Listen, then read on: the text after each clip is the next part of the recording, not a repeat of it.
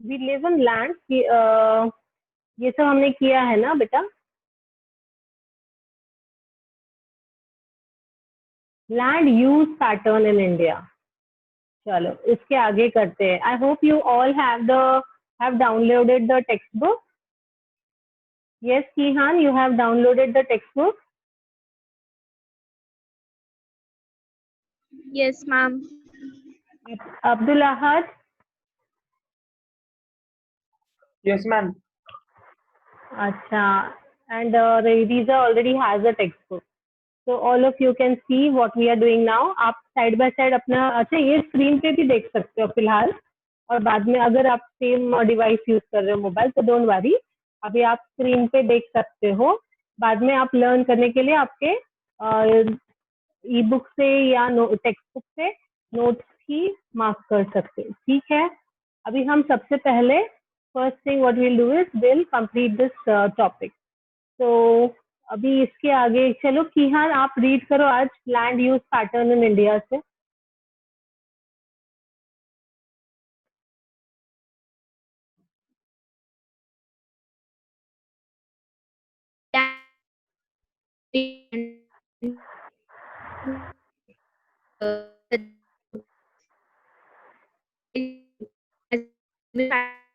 I think आपके connection का problem है, छोड़ो मत करो। रीता आप करो। Ma'am, can you hear me? Yes बेटा, very much clearly. Ma'am, from the starting. Land use pattern, हाँ वहाँ से द यूज ऑफ लैंड कल किया था क्या तुमने रीड? No, ma'am. नहीं ना, नहीं, चलो रीड कर।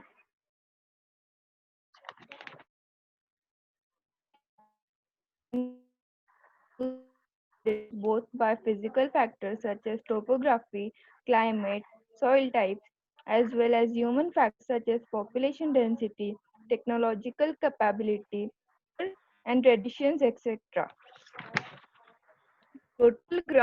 Geographical area of India is million square kilometer. Land use data, however, is available only for 93% of the total geographic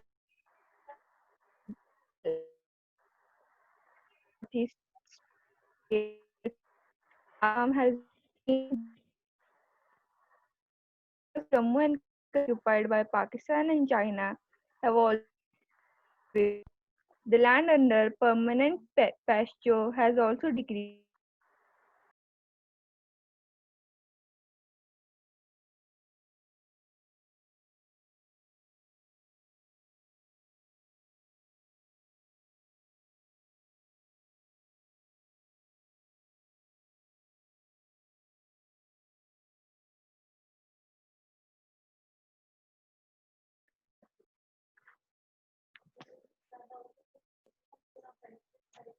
Should I start?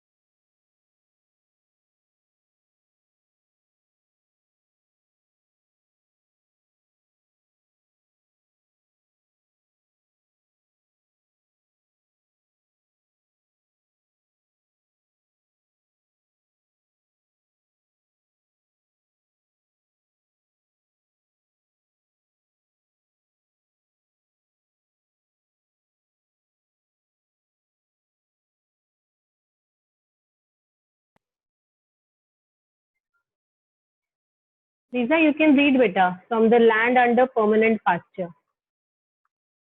Okay, ma'am. Land.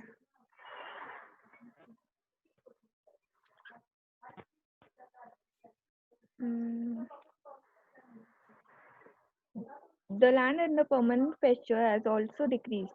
How are we able to feed a huge cattle population on this pasture land, and what are the consequences of it?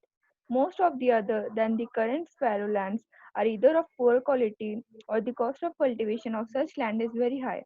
Hence, these lands are cultivated once or twice in about 2 to 3 years, and if these are included in the net zone area, then the percentage of NSA in India comes to about 54% of the total reporting area. The pattern of net zone area varies greatly from one state to another. It is over 80% of the total area in Punjab and Haryana, and less than 10% in Arunachal Pradesh, Mizoram, Manipur, and Andaman and Nicobar Islands. Forest area in the country is far lower than the desired 33% of geographical area as it was outlined in the National Forest Policy 1952. It was considered essential for maintenance of the ecological balance, the livelihood of millions of people, and the fringes of these forests depends upon it. A part of the land is termed as wasteland and land put to other non-agricultural uses. Wasteland includes rocky, arid and desert areas, and land put to other non-agricultural uses includes settlements, roads, railways, industries, etc. Continuous use of land over a long period of time without taking appropriate measures to conserve and manage it has resulted in land degradation. This, in turn, has serious re- repers- repercussions on society and the environment. Land degradation and conservation measures. We have shared a land with the past generations and will have to do so with the future generations too. 95% of our basic needs for food, shelter, and clothing are obtained from land. Human activities have not only brought about degradation of land but have also aggravated the pace of natural forces to cause damage to land. Some human activities such as deforestation, overgrazing, mining, and quarrying too have contributed significantly in land degradation. Mining sites are abandoned after excavation work is complete, leaving deep scars and traces of overburdening. In states like Jharkhand, Chhattisgarh, Madhya Pradesh, and Odisha, deforestation due to mining have caused severe land degradation. In states like Gujarat, Rajasthan, Madhya Pradesh, and Maharashtra, overgrazing is one of the main reasons for land degradation. In the states of Punjab, Haryana, Western Uttar Pradesh, over irrigation is responsible for land degradation due to waterlogging, leading to increase in salinity and alkalinity in the soil. The mineral processing, like grinding of limestone for cement industry and calcite and soapstone for ceramic industry, generate huge quantity of dust in the atmosphere. It retards the process of infiltration of water into the soil after it settles down on the land. In recent years, industrial effluents as waste have become a major source of land and water pollution in many parts of the country. There are many ways to solve the problems of land degradation. Afforestation and proper management of grazing can help to some extent. Planting of shelter belts of plants, control on overgrazing, stabilization of sand dunes by growing thorny bushes are some of the methods to check land degradation in arid areas.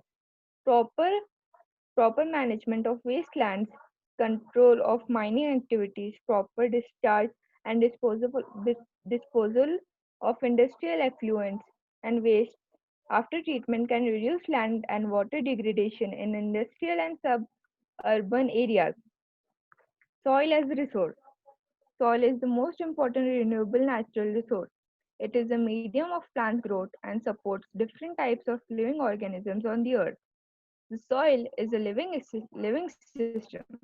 It takes millions of years to form soil up to a few थोड़ा centimeters रुक in जाओ, depth. थोड़ा रुक जाओ. अपन ये discuss करते हैं land, then will go to the soil resource. Okay, thank you for reading. अच्छा, यहाँ पर हमने ये देखा है कि what are the different types of land resources. We live on land, we perform our economic activities, ये सब हमने पढ़ा है. And what are the variety, इसमें रिलीफ फीचर्स होते हैं. लैंड में हमें रिसोर्स क्यों बोलते हैं, हम लैंड को क्यों रिसोर्स बोल रहे हैं? उसके हर टाइप के लैंड की अलग एक यूज होगी, है ना. जो हमारे माउंटेनियस सर्फेसेस है, थोड़े प्लेटो सर्फेसेस है, थोड़े प्लेन एरियाज है, थोड़े आइलैंड्स है. हर एक चीज का अपना एक अलग इम्पोर्टेंस है ना. जो प्लेन लैंड्स होंगे, प्लेटोज रहेंगे, वहां पे हमें क्रॉप्स लगाना इजी होगा एग्रीकल्चरल के, जो कि हम माउंटेन पे नहीं कर सकते. माउंटेन पे भी करते हैं तो वो अलग टाइप का फार्मिंग होगा. जैसे कि हमें अगर टी प्लांटेशन वगैरह करने हैं, that is done on the mountains, है ना. एंड उनके भी फिर अलग यूजेस होंगे हमारे जो माउंटेन्स है. Because 30% of the total surface area of our country is having the mountains. और mountains का क्या फायदा है? माउंटेन है इसीलिए तो हमारे रिवर्स वहां से आ रहे हैं, है ना. We have a perennial flow of rivers which provides facilities for tourism, ecology. ये सब चीजों का फायदा हमें माउंटेन से होता है. 27% हमारे प्लेटोज है, जिसकी वजह से क्या हो रहा है, प्लेटोज हमारे फ्लैट लैंड होते हैं जहाँ पे बहुत सारे मिनरल्स, फॉसिल फ्यूल्स और फॉरेस्ट रहेंगे, राइट. वो हमारे, देखो ये आपको ये जो पाई चार्ट दिख रहा है, इसमें दिख रहा है ना, 30% is mountain, 27% is plateaus and 43% is plain area. तो it is also good thing कि हमारे पास प्लेन एरिया भी बहुत सारी है. प्लेन एरिया पे तो हमारी बहुत सारी फार्मिंग वगैरह भी हो जाती है ना. Plain area is also very important. तो हमारा जो लैंड यूटिलाइजेशन है, it is like we have forest, we have land not available for cultivation. Then we have जो हम land not available for cultivation में क्या क्या आएगा, जैसे कि जो हमारी लैंड है, प्लेन लैंड है, लेकिन हम उसके ऊपर कल्टीवेशन नहीं कर रहे. Why? Because there are houses over there, roads है, फैक्ट्रीज है. ये भी तो प्लेन लैंड पर है ना. हर तरफ हम लोग तो खेती नहीं कर सकते. तो we are not able to use it for agriculture. तो that is not available for cultivation. तो बैरन और वेस्ट लैंड भी है, जैसे कि स्वम्प्स होंगे, मार्शी एरियाज होंगे, या तो फिर कोस्टल एरियाज होंगे. एकदम ही कोस्ट पे भी हम फार्मिंग नहीं कर पाएंगे. और थोड़ा जैसे कि डेजर्ट्स होंगे, तो यहाँ पे हम नहीं कर पाएंगे. तो और अदर दूसरे भी कुछ अनकल्टिवेटेड लैंड्स है जो हमने छोड़ रखे हैं. जैसे कि हमें अगर वो वेस्ट लैंड के लिए रखना है, अगर हमारे पास बहुत सारा एग्रीकल्चरल वेस्ट है, तो उसके लिए हम लोग वो डाल भी सकते हैं, या तो फिर ग्रेजिंग के लिए ना, ट्रीज के लिए वगैरह, और हमारे बहुत सारे ट्री क्रॉप्स के लिए. अभी हमारे कंट्री में ये बहुत सारे रिसोर्सेज है ना. जैसे कि हमारा बहुत ही रिच कहते हैं हमारे रिसोर्सेज है. For all these things we have this foreign countries which had an eye over here in our country, and they started coming over here and asking for their the people's support. And हमारे country के सभी लोगों ने support किया था. We always used to support the other, you know, outsiders to come here and settle over here. तो उनमें से सब में लेटेस्ट जो थे वो थे British. And British, they are very much famous, सभी को पता है. They have been ruling the complete globe, है ना. देयर वाज अ टाइम जो बोलते हैं कि the sun never sets in the British empire, ऐसे बोलते थे. Sun never sets in the British empire, इसका मतलब क्या है, फ्रॉम ईस्ट से वेस्ट तक बहुत सारी कंट्रीज में उनका रूल था. इसलिए कहीं ना कहीं तो सनराइज हो या डे लाइट दिखता ही था, है ना. समझ रहे हो? इसका मतलब है the sun never sets in the British empire. तो इतना बड़ा उनका एम्पायर था. तो that was the colonies that they were making. They had made the colonies. Colonies क्या होती है, क्या अलग अलग, can you hear me clearly Sneha? Better ना? सिहान को सुनाई दे रहा है बेटा? सिहान का बहुत हाँ कनेक्शन मैम। प्रॉब्लम है ना. कनेक्शन प्रॉब्लम होता है ना बेटा, बार बार तुम लॉग आउट होते हो. सिट इन ऐसे प्लेस में बैठो जहाँ पे मैक्सिमम आपका कनेक्टिविटी रहेगा. है ना, जो घर में जो सब में ज्यादा कनेक्टिविटी वाली प्लेस है ना, वहां पे बैठो तो आपका कनेक्शन लॉस नहीं होगा बार बार। Just a second.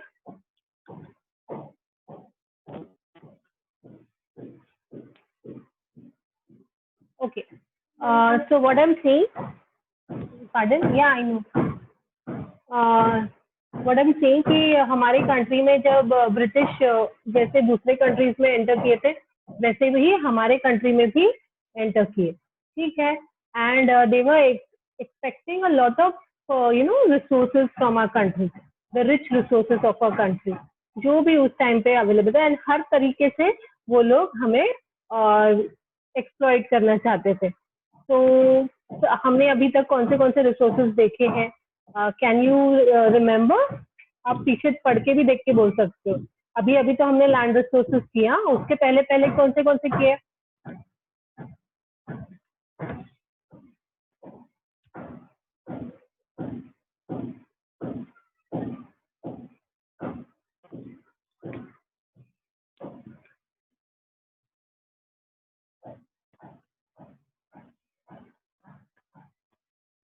याद है? दिखा?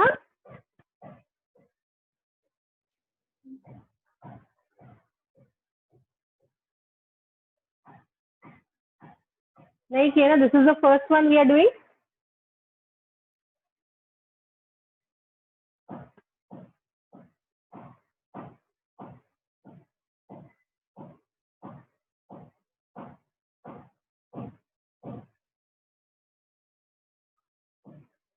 Okay, this is the first one.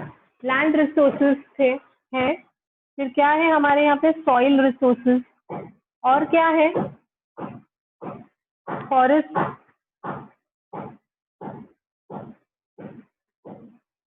और क्या है? वाटर,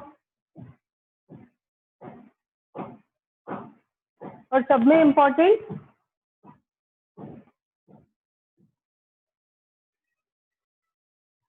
है ना? दिख रहा है सबको? Kihan, can you see?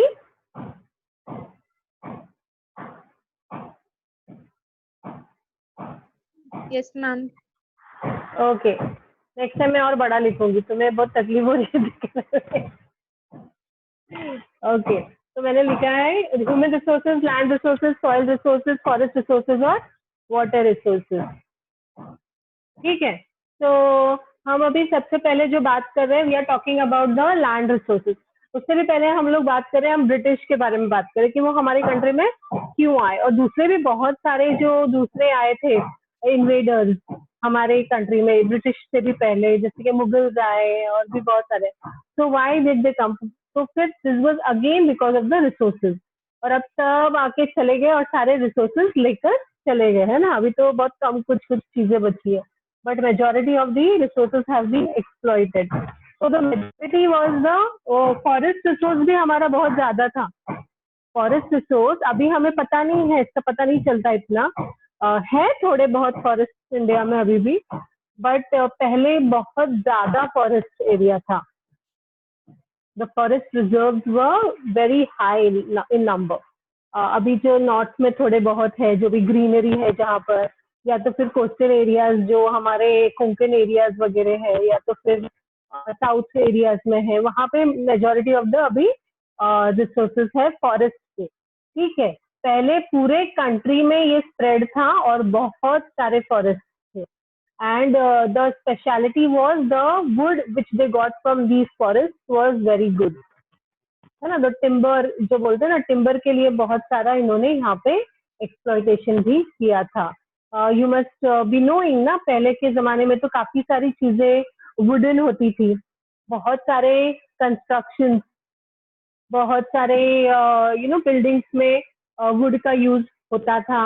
And of course they use to build the ship, जिसमें बहुत सारा वुड यूज होता था। जब वो रेलवे ट्रैक्स डालते थे तभी भी बहुत सारा वुड यूज किया जाता था। And this they wanted to do because they wanted to have a good business. East India Company जो थी अब ब्रिटिश की, they wanted it to develop, तो ये across the globe they wanted to spread the network. So for that they wanted all these transport very strong. They wanted very strong forts also. Dockyards चाहिए थे, फिर ये ships चाहिए थे. तो इन सब चीजों में वुड बहुत ज्यादा यूज होता था. छोटे छोटे शिप्स भी होते थे, बड़े शिप्स होते थे, बोट्स होते थे. ये सब कुछ में भी तो बहुत सारा वुड लग जाता था, टिम्बर. और घरों में भी, you know, they walls were made of stone, but other things ना, like doors, the steps, जो भी staircases वगैरह, और बहुत सारे विंडोज और रूफ्स वगैरह, काफी सारा स्ट्रक्चर वो वुडन हुआ करता था उस टाइम पे. So from where did they get so much of a timber? They used to get it from the forests of the colonies. तो इंडिया में ही नहीं, काफी सारी कंट्रीज में उन्होंने जो अपना रूल किया था उस टाइम पे, कॉलोनीज बनाई थी, वहां पे they used to exploit them, specially India and the African countries, जहां पर बहुत ज्यादा क्या है फॉरेस्ट था उस टाइम पे.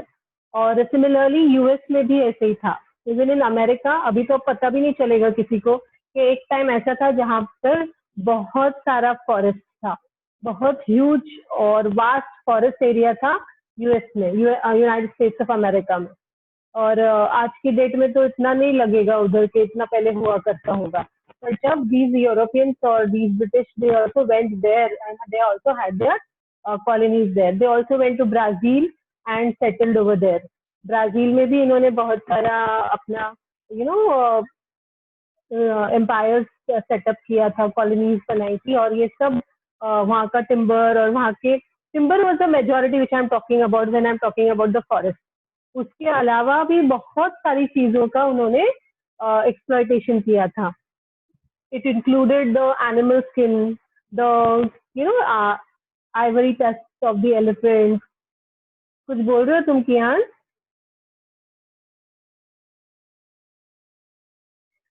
अच्छा. एंड ऐसे ही बहुत सारी चीजें, और बहुत सारे चीजें, जैसे कि the products from the forest, वो भी बहुत इजीली अवेलेबल यहाँ पर थे, बट उनके पास नहीं थे. That was one thing. Plus England, the United Kingdom, it is a very very small place as compared to the other countries. तो वो अपनी एरिया में कुछ नहीं कर पाते थे. They had the brain, they had the power, they had the group of intelligent group who can rule the whole world, but they were not able to do anything over there because उनके पास बहुत कम land होता था. तो वो कैसे कर पाते थे? They could do it with the help of all the colonies. इतना ही नहीं, जब वो दूसरे कंट्रीज के साथ वॉर करते थे, तो यहाँ की कॉलोनीज के लोगों को, जो कि ह्यूमन रिसोर्स है, ह्यूमन रिसोर्स को भी फोर्स करते थे कि वो उनको हेल्प करे उस वॉर में. That is also there. फिर नेक्स्ट था the soil resources and land resources, जहाँ पे वो बहुत सारे प्लांटेशंस करते थे. अभी ये मैं जो चैप्टर पढ़ा रही हूँ ना, इसकी जो पॉइंट्स है, ये आपको हिस्ट्री में भी काम आने वाली है ना. तो it is not like isolation में नहीं पढ़ रहे हम कुछ भी. Everything is interlinked. ठीक है. तो जब when we are talking about the Europeans that they had come to our country, they also used to use all our human beings, human resources to help in their task. British आने के पहले हमारी country में बहुत अलग picture था. We all know कि यहाँ पर मुगल्स का रूल था, ये था वो था, बट उसके अलावा we don't know many things. यहाँ के लोगों के अपने अपने स्किल्स होते थे. हर एक स्टेट अपना एक स्पेशलाइजेशन करता था उस टाइम पे. उनके अलग अलग प्रोडक्ट्स रहते थे. सब पूरे इंडिया में एक जैसा नहीं रहता था. हर एक एरिया की अलग है ना. तो वो लोग उसको बहुत अच्छे से नर्चर करते थे, अपने ट्रेडिशन को, अपने आर्ट को, अपने फैब्रिक की टेक्सटाइल्स को वगैरह बहुत अच्छे से बनाते थे. But when British came they stopped all this. उनको कुछ ग्रो करने नहीं दिया, ना कॉटन ग्रो करने दिया, ना और कोई भी मटेरियल जिससे वो अपना क्लॉथ बना सकते हो. तो कुछ भी करने नहीं देते. सिल्क नहीं बनाने देते थे, कुछ नहीं. और सब कुछ वो अगर बनाने भी देते ना, तो वो यहाँ पे सेल करने नहीं देते थे इंडिया में. वो खरीद लेते थे और लंदन भेज देते थे, और वहां से जब कपड़ा बनता था फिर इंडिया में बेच देते थे। तो they use to increase their own sale. यहाँ पे जो फार्मिंग करते थे वो अपने लिए करवाते थे, और अगर अगर उन्होंने उनको नहीं दिया तो भी प्रॉब्लम में आते थे लोग, या तो फिर उनसे टैक्स वसूल करते थे, लगान जो बोलते हैं ना, वैसे। तो इस तरह से दे वर caught on all the sides. They had to pay, I mean, buy, sell their products only to the British. Indians को वो बेच नहीं सकते थे। फिर इंडियंस ने क्या करना, उन्होंने ये सब प्रोफेशन छोड़ दिया टेक्सटाइल का, और यहाँ पे क्लॉथ बनाना और यहाँ पे कुछ करना, ये सब छोड़ दिया। And they did whatever the British wanted them to do and join the East India Company, और गवर्नमेंट सर्विसेज उन्होंने ज्वाइन करना शुरू किया। इसीलिए from that time the government services came into importance. तो आज तक भी हम लोग गवर्नमेंट सर्विस को बहुत इम्पोर्टेंट समझते हैं, because of that time it started कि हाँ ये गवर्नमेंट में ऐसे करना चाहिए, गवर्नमेंट का ऐसे सपोर्ट करना चाहिए, ऐसे। तो and it was also imbibed in those days कि गवर्नमेंट के खिलाफ किसी ने कुछ बोलना नहीं चाहिए, what ever the government says is correct, ऐसा। तो ये जो माइंडसेट था वो अभी तक भी लोगों का है, जो गवर्नमेंट सर्विस में है, वो कभी भी गवर्नमेंट के अगेंस्ट नहीं बोलते। तो उसी तरह से उन्होंने बहुत सारे क्या कहते हैं सर्विसेज स्टार्ट किए, जैसे कि फॉरेस्ट सर्विस स्टार्ट किए, पुलिस सर्विस स्टार्ट किए, एडमिनिस्ट्रेटिव सर्विसेज स्टार्ट किए। तो ये सब गवर्नमेंट सर्विसेज स्टार्ट हो गए थे उन दिनों में। तो people then started living, they started getting themselves educated, और उन्होंने इंडिया में इंग्लिश एजुकेशन भी प्रमोट किया। वो क्यों इंग्लिश पढ़ाएंगे, because they wanted to converse and communicate with the public over here, जिनको उनकी लैंग्वेज आती नहीं थी। तो उन्होंने फिर एजुकेशन भी इनका प्रमोट किया। फिर हमारी कंट्री में English became the first language for all the businesses and everything. तो ये सब हम क्यों बोल रहे हैं, क्योंकि this is all related to our resources. So we live in such a country which is having a variety of resources. अभी जैसे हमने mention किया human resource, land resource, soil resource, forest resource, and also we will talk about the water resources over here.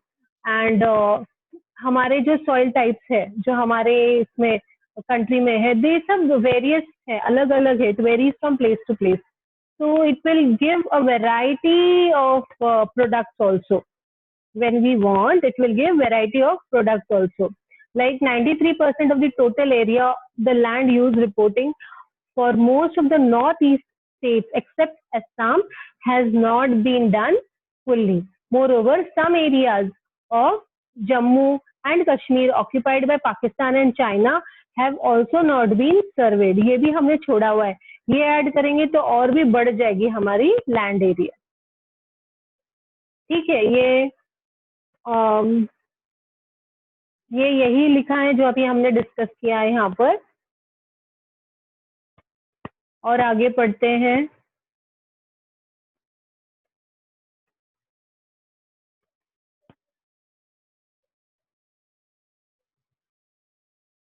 तो ये जो उन्होंने development कराने की कोशिश की, तो it was good to some extent. We got a huge network of railways that time.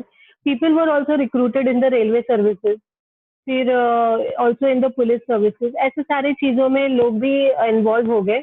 But ये सब बनाने के लिए अगर रेलवे नेटवर्क भी बनाना है तो they had to cut down the forest, they had to go across the agricultural land. क्योंकि आपने अगर नोटिस किया इंडियन रेलवे नेटवर्क, आपको पता चलेगा कि बहुत सारा रेलवे नेटवर्क नॉर्थ इंडिया में है। In the Uttar Pradesh area जो है ना हमारा, वो प्लेन एरिया है, नॉर्दर्न प्लेन जिसे कहते हैं, that includes the Uttar Pradesh, Madhya Pradesh. ये एरिया में ना बहुत ज्यादा रेलवे नेटवर्क है, समझ रहे हो, because that is a plain land. लेकिन उन्होंने ये किया तो सही, बट बहुत सारा फिर एग्रीकल्चरल लैंड हमको इसके लिए प्रोटेक्ट करना पड़ा है। Got it?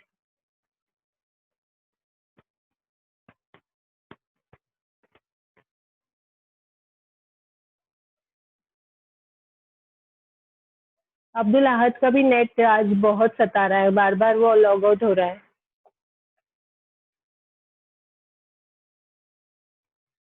तो इस तरह से लाइक हमारा लैंड जो है वो इरोड भी हो गया, डिफॉरेस्टेशन भी हो गया, हमारा एग्रीकल्चर भी थोड़ा कम हो गया। Because of human intervention.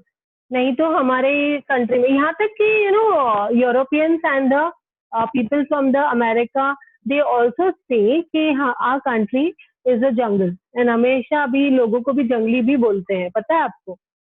क्योंकि दे फील कि the country that is India is covered by only forest and there are only wild animals over.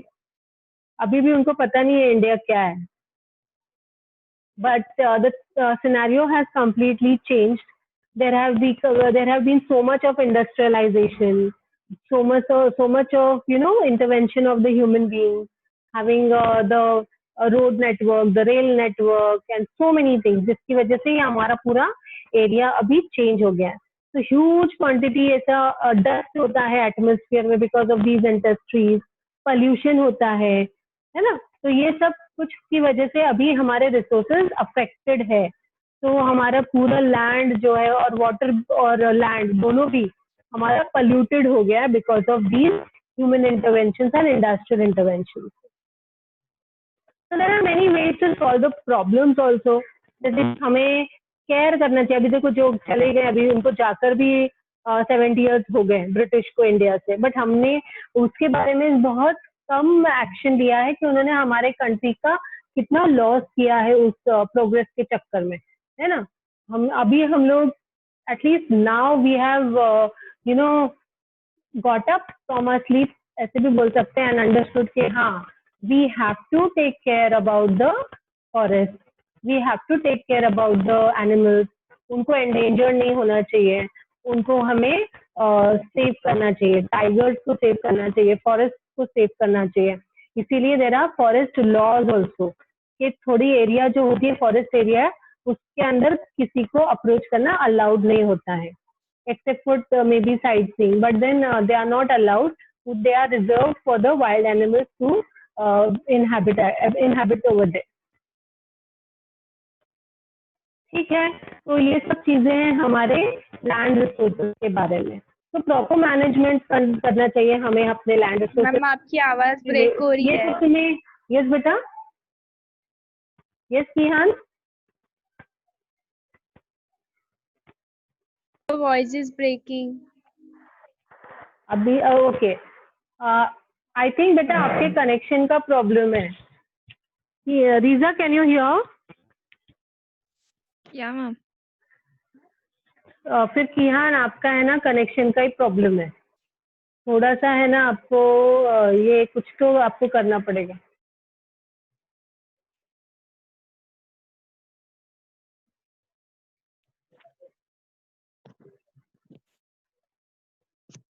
Never mind, अभी चलो अपन आगे जाते हैं, थोड़ा सा ही टाइम बाकी अपने पास, सिर्फ 3-4 मिनट है, लास्ट 1 मिनट।